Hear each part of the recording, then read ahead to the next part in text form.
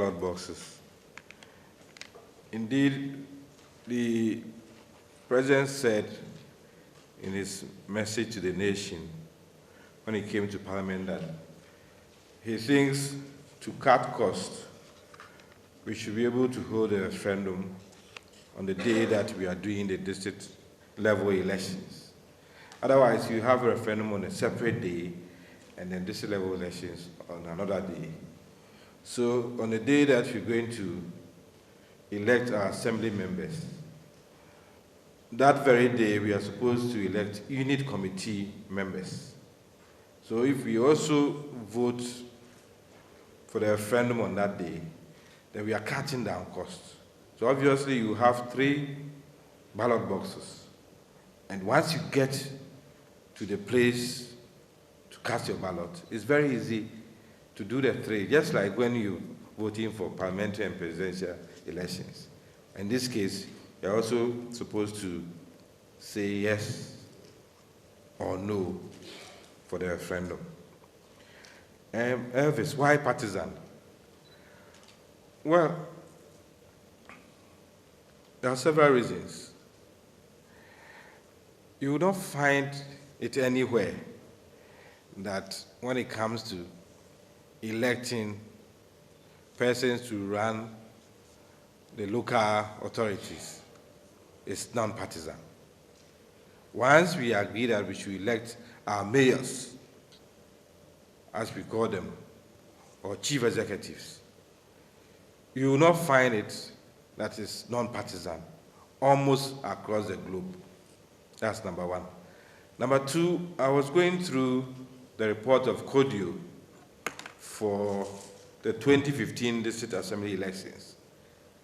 And CODIO made it clear, and we are all aware, that even now that we say that it's non-partisan, parties line up behind candidates.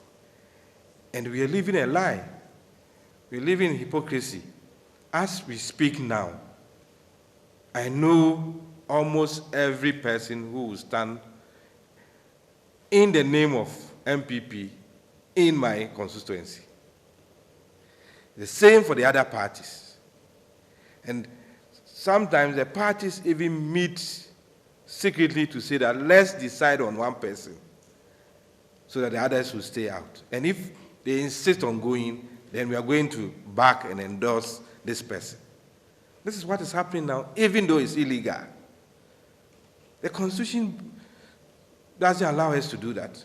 But the parties have been doing it, and people have been complaining. Some even do posters in party colors and do it in a way that they will not infringe on the law. So if we are living the lie that is non-partisan, and everybody is complaining about it, why don't we make it partisan, open?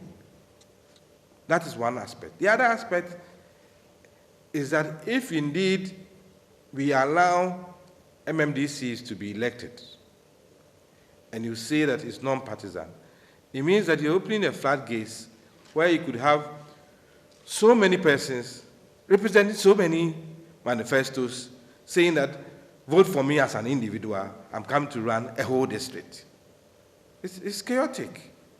Because if it were to be on party lines, then you will say that this party, this is their manifesto, this is their program, this is their agenda for district level. And that if you vote for this candidate, he's representing this agenda for district level. Why if you say it's non-partisan, then everybody could go and pick a form and say that in my capacity, vote for me as an individual to come and run a district because it's elective and non-partisan. And I don't think that is the way we should go if indeed we want to deepen democracy at the local level. I know my minister and my colleagues may add to it. For participation of women, I will leave it to our minister to talk about it.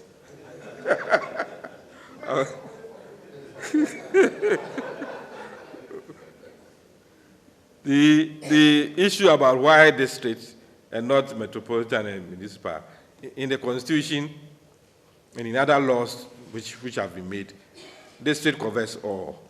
If they say district, it means municipal, and metropolitan. It's generic, so it's not only for the districts. Sorry.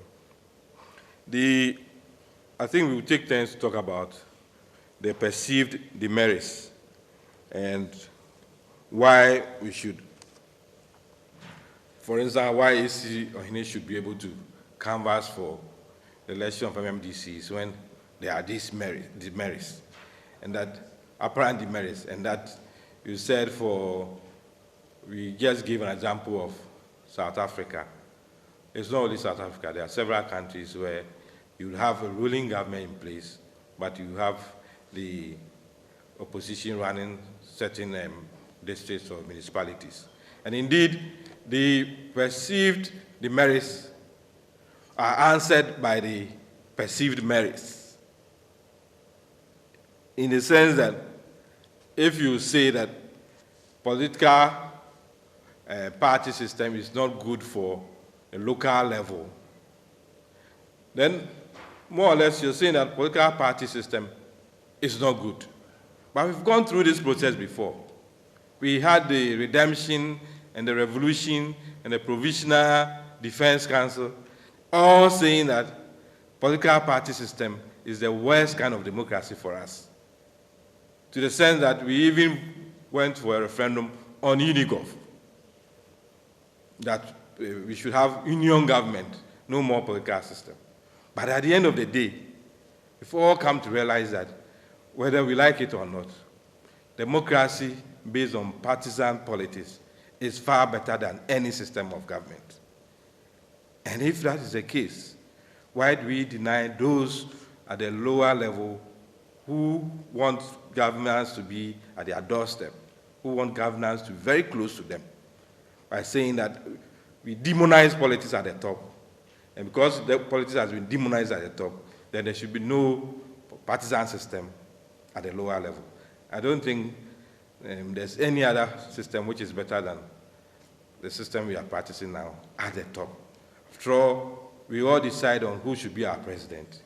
No matter your background, no matter your status, you go to vote who you want to be your president at the highest level. The same thing applies for who you want to represent you as a member of parliament. And when it comes to who you want to vote or who you want to run the district, which is so close to you, we are saying that the president should rather pick one person. And whether we like it or not, sometimes it's how long the person has served in the party, not necessarily what he's been able to articulate to develop, to assist to develop the district, but how long he has served as organizer or chairman or vice chairman or whatever. And it's a major drawback. I'll leave the others for my colleagues to also chip in, but this is the point that I can also make. Thank you.